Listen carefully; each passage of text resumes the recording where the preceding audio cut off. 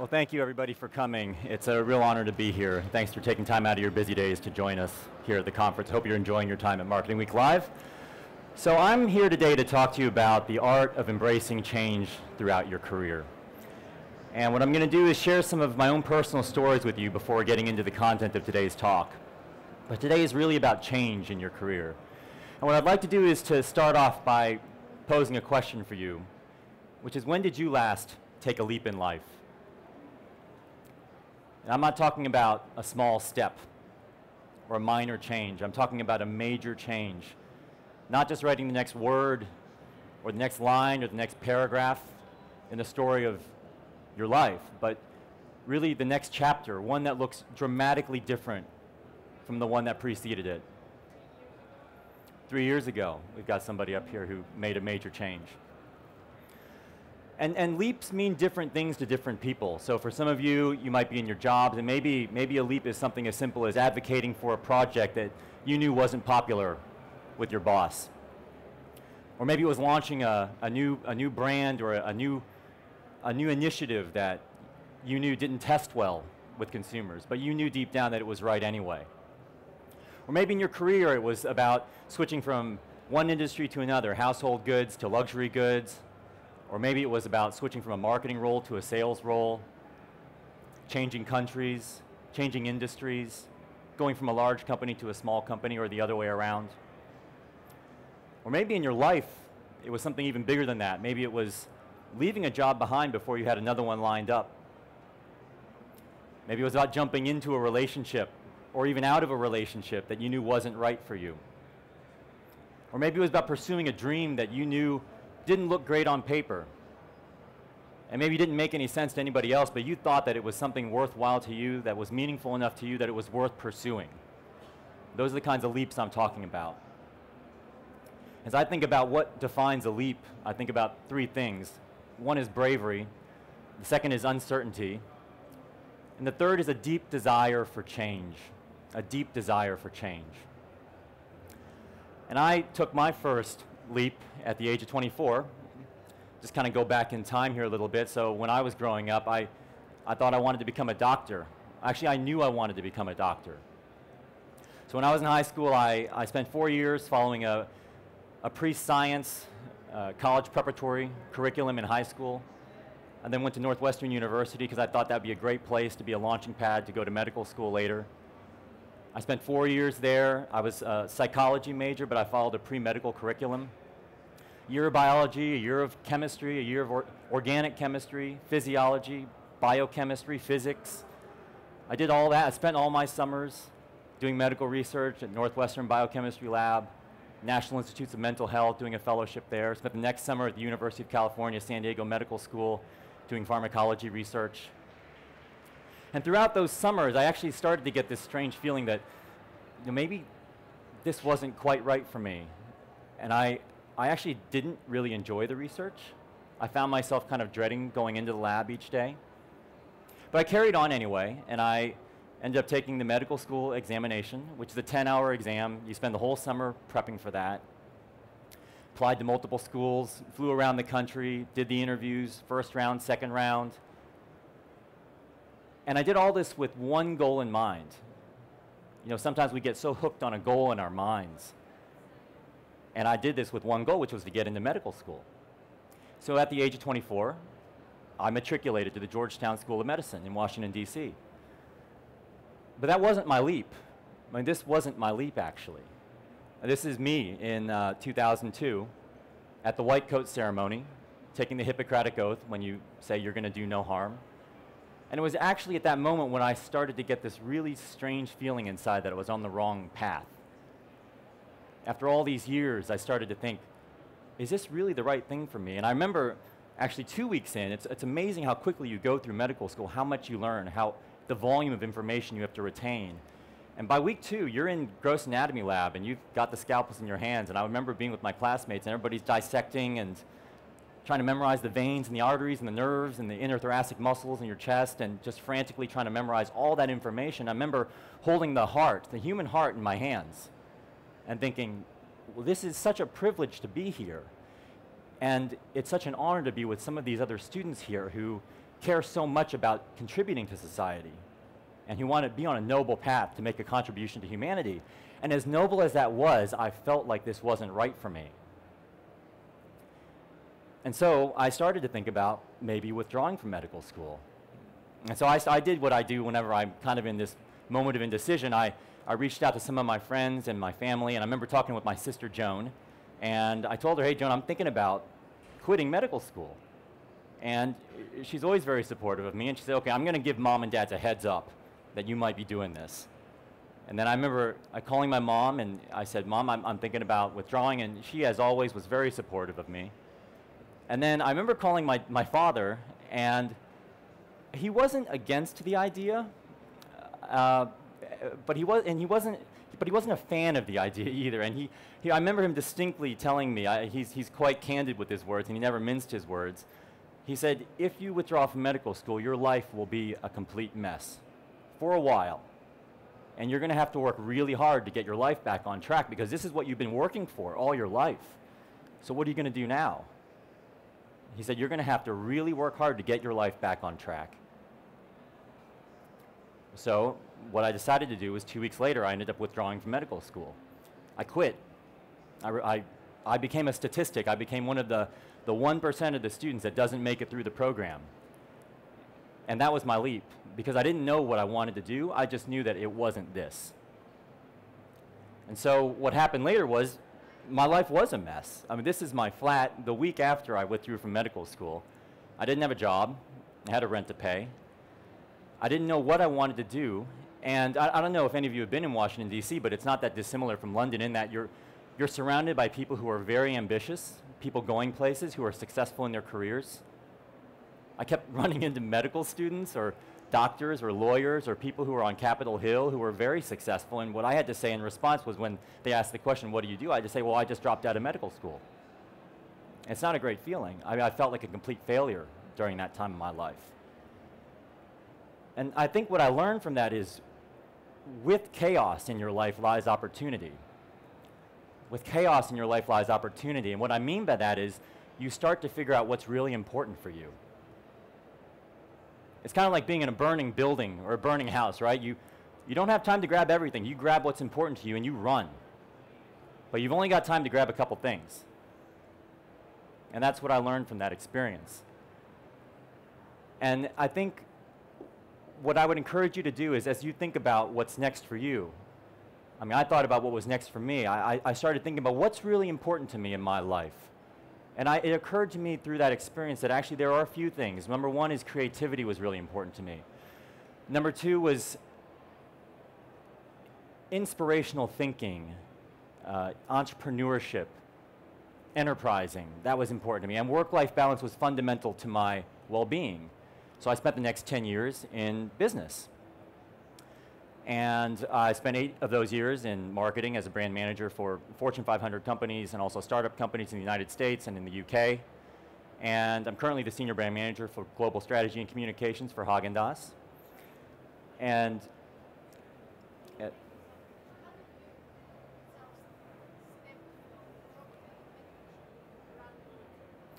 well, we got a question here about how did I make the decision about switching from medical school to brand manager. If you could just hold that, maybe I'll just kind of talk about, I'm going to get into some of these decisions and how you make some of those changes. And there'll definitely be time at the end for questions. So if you could just hang on to that thought.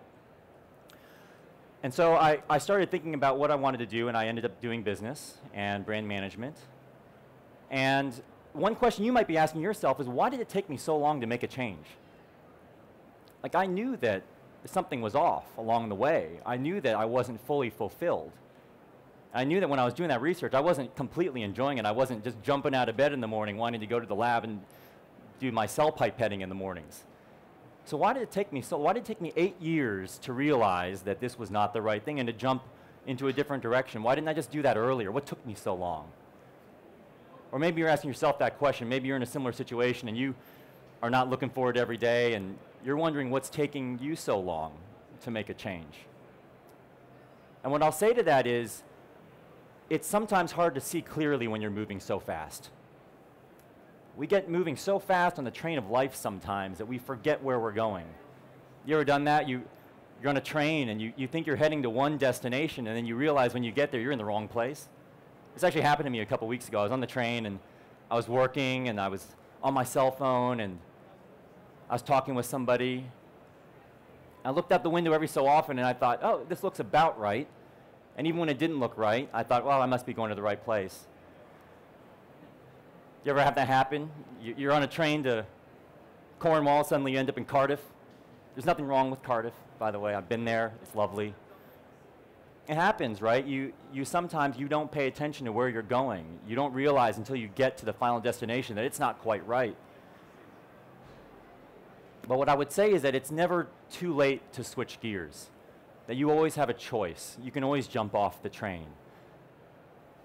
It's not easy, but you always have a choice. And so my second leap was coming here to the UK. So I was living in the United States for most of my life, and my then girlfriend and now wife and I were long distance for 4 years. We met in an airport in passing, and I decided to move here to be with her. And I'll say that when I first got here, I didn't have a job lined up. I just left my brand management role at Clorox. I left behind what was going to be a promotion. And I came here and life was really chaotic. So you kind of, you turn the autopilot off in life and suddenly life becomes kind of chaotic. But there's a reason why planes with autopilot still have pilots. It's because sometimes you don't know what lies ahead.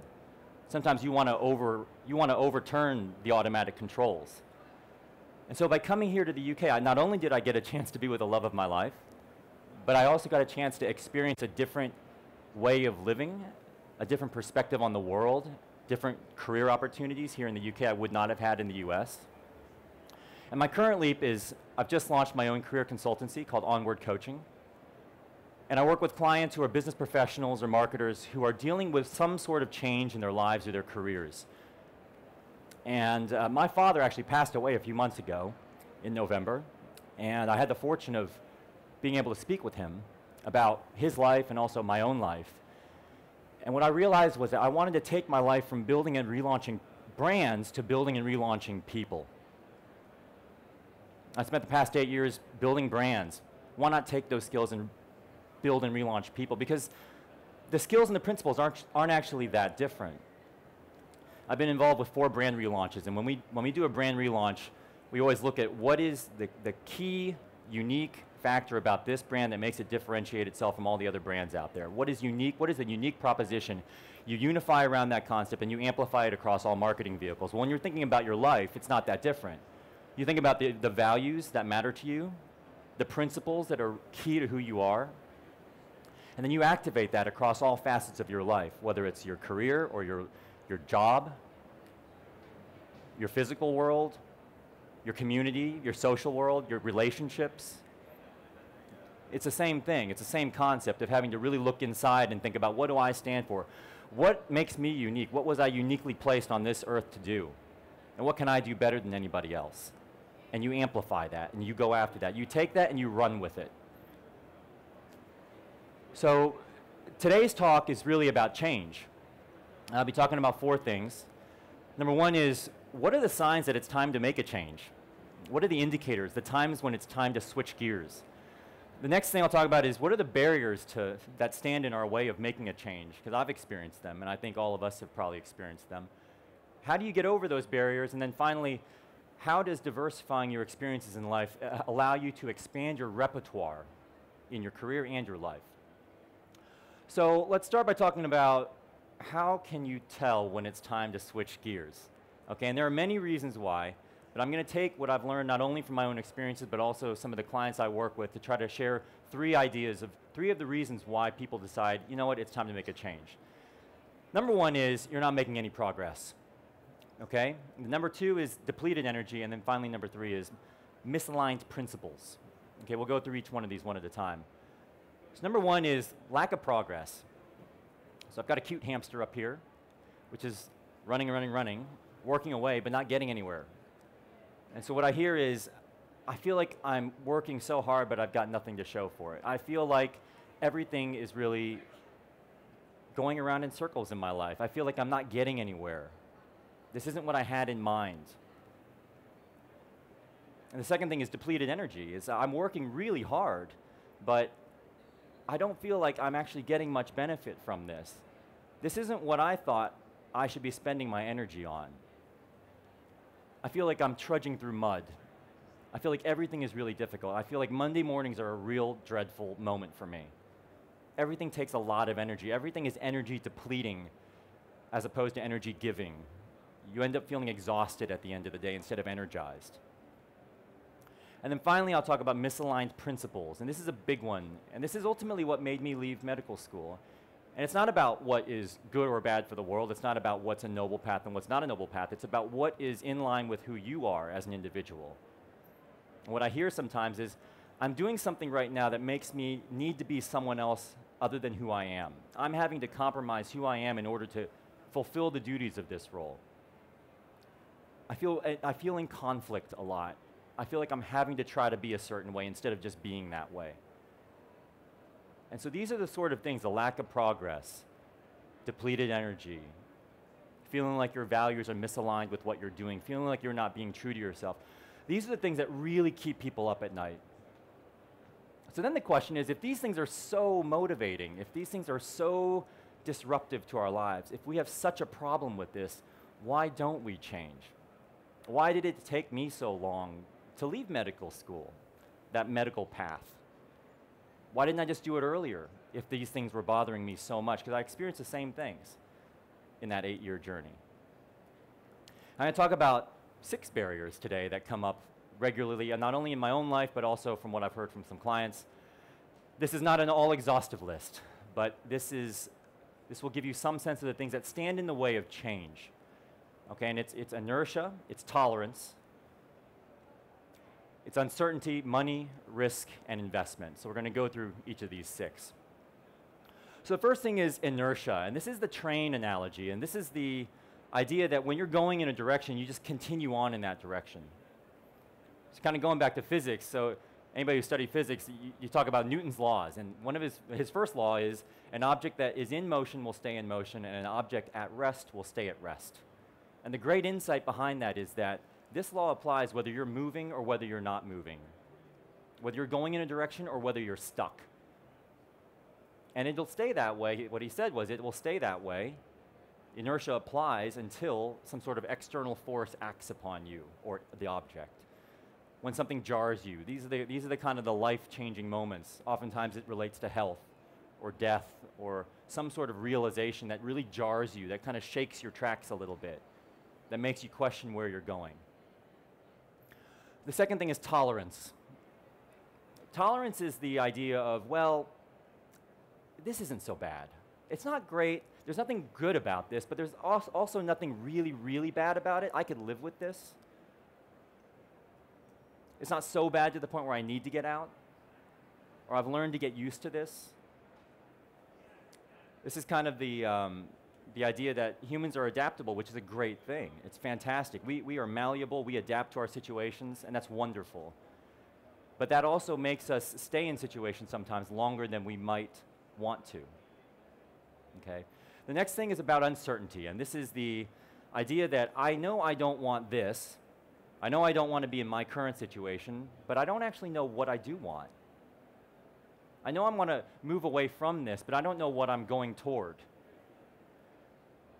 And that lack of knowing exactly what it is we do want to do keeps us from moving in any direction. We just kind of stay put. We either keep riding the train, or we stand still and we don't go anywhere.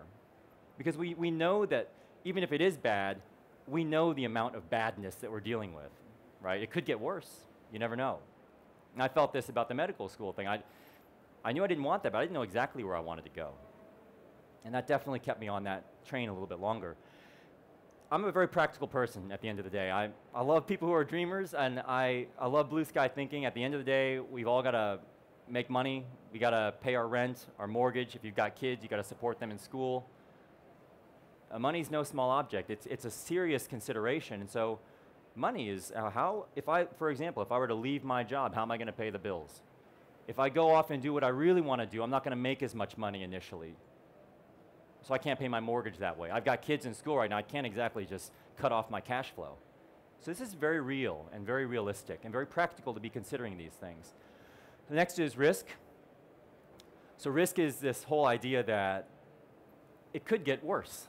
Like my situation's bad, but it could get even worse than this. Maybe I should just be grateful for what I have. Maybe I just need to adjust my attitude. Maybe it's just me. Maybe it's not the situation. And even if I go somewhere else, I'm going to have the same problem. It's kind of like, it kind of reminds me of if you're in a bad relationship, you kind of stay in it because it's not like there's somebody lined up ready to go to fill that space. Okay, this is the risk. And then finally, investment. And I think this is the one that I struggle with the most when I go back to the medical school example. It's the one, I'm not talking about money here. I'm talking about energy, about belief, about convincing yourself that you can live with a situation. It's about time. It's about the opportunity cost, things you've given up to be where you are right now. And you're not just going to throw that away. Okay, so that's the investment piece. So as you start thinking about these things, so the inertia, the tolerance, the uncertainty, how do you deal with that? Money, risk, investment. How do you get over these things? Because these are real barriers. These are the things that keep our livelihood. These are the things that keep us safe. That's why we have these barriers in place. They keep our life safe. And so the question then is, well, how do you get over these barriers? Because they're real and they're tough to get over. And I hear this all the time, and I've dealt with it myself. And I'm not going to pretend like I've got some magic formula up here, because it is different for everybody. I'm not going to pretend like I've got the magic pill that's going to get you over all these hurdles. But I do have 3 ideas that I would ask you to consider. And as you sit here today, to just take a moment away from this conference, to just pause and just think about where you're going and to maybe reevaluate where you're at. And what I would say is that if you're struggling with any of these barriers I've just talked about, to consider 3 things. Number 1 is clarity, number 2 is confidence, and the 3rd is courage. And what I call these things are the enablers of change, okay? They're the enablers of change. So clarity to deal with the inertia and the tolerance, confidence for the uncertainty and the money, and then finally courage for the risk and the investment. Now I've got some ideas of how you get these things, but again, it does depend on your situation. So the first thing is to seek clarity to deal with the ideas that are standing in your way related to inertia and tolerance. I've got 3 ideas for you. The first is, think about your life. Think about the costs of staying. What are you giving up by staying put? What is this costing you? Is it worth it? And that was the question that I ultimately asked myself. Is it worth it? Is it worth my life to do this thing? So consider the cost of staying, because it's costing you something.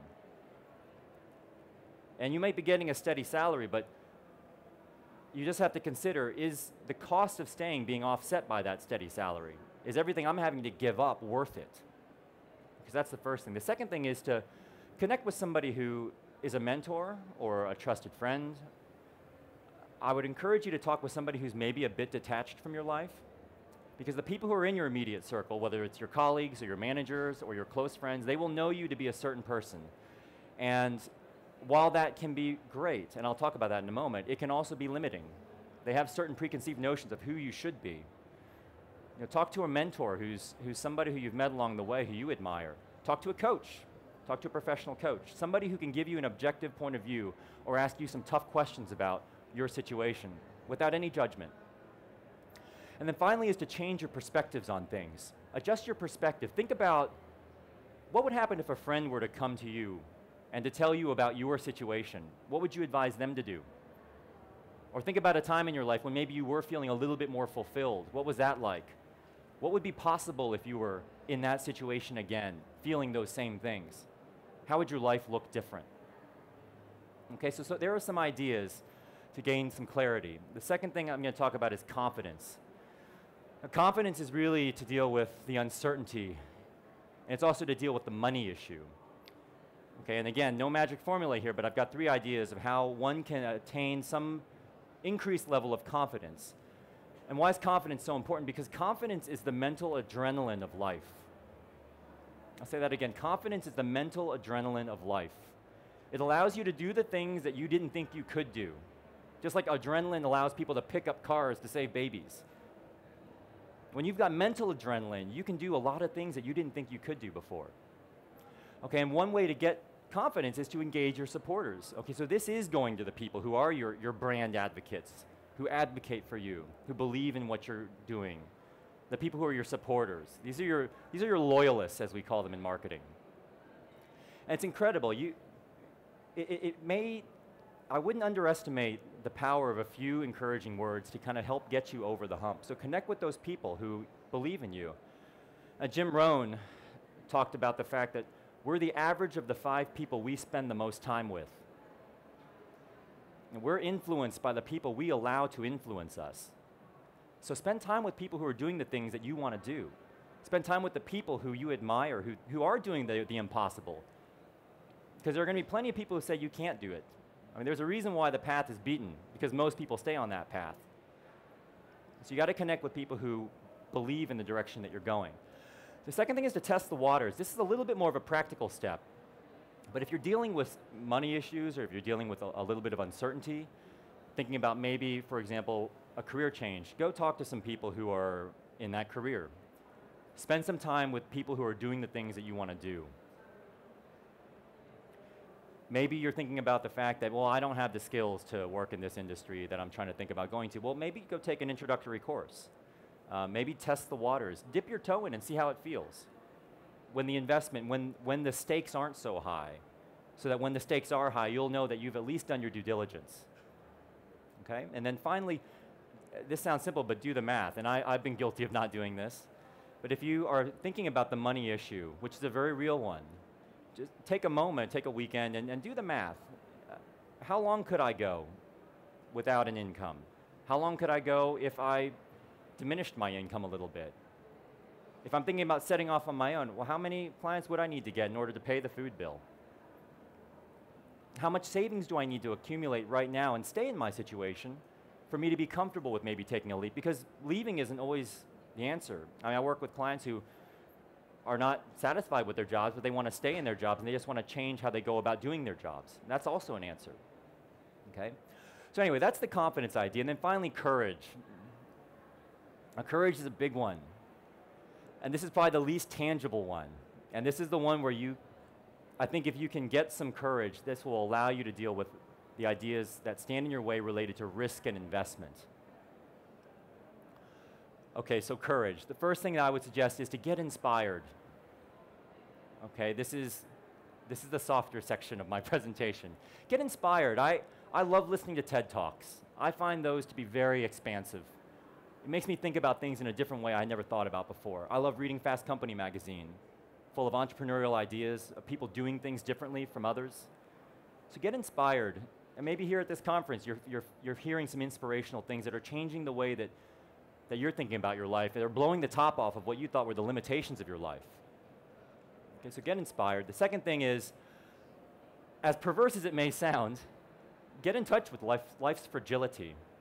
Now, Steve Jobs, if any of you have seen the famous Stanford commencement address, talks about you value your life more when you realize that it's going to end one day. Being close with death actually makes you appreciate life more. It creates an urgency around your life. I guarantee you spend some time in a nursing home, or if you spend some time in a hospital, I guarantee you it will make you think differently about your life. It'll make you think differently about the path that you're on, because suddenly it occurs to you, wow, my life's half over. Or wow, life doesn't go on forever. I've got a finite period of time to make a change. And then finally, connect with the past or the future. And by that I mean, think back to a time in your life when you were feeling 100% fulfilled, where you were feeling like you were in flow, where you did feel really inspired, where you couldn't get enough of the thing that you were doing. And what was that like? Or when you did take a leap, how did that turn out for you? If you succeeded, then that's a great case study for being able to do it again. If you didn't succeed, I'm sure there are things that you may have learned from that you can then take into your current situation and apply those. Or connect with your future self. What would my 70-year-old self thank me for one day, looking back on your life? What would my 90-year-old self thank me for doing when she's looking back on my life? And that's just one way to help kind of frame your perspective differently and to hopefully give you a little bit of courage to take that step that you're thinking about taking. So these are what I call the 3 catalysts of change Okay, we talk about the 4 Ps of marketing. These are the 3 catalysts of change. So clarity, confidence, and courage. And so do what you need to do to try to get these things, or work with somebody to try to get these things, because I believe that if you have clarity, confidence, and courage, that is what you need to make a major change in your life. So I'll just talk very briefly, just to wrap things up here, about how this applies to marketing, because we're at a marketing conference, and I am a marketer. So you might be wondering how, we got to wrap it up, okay, so very quickly. So how does this apply to my marketing career? I made a switch from household goods to a non-traditional company, and from that I learned 4 things. Number 1 was to play things by ear.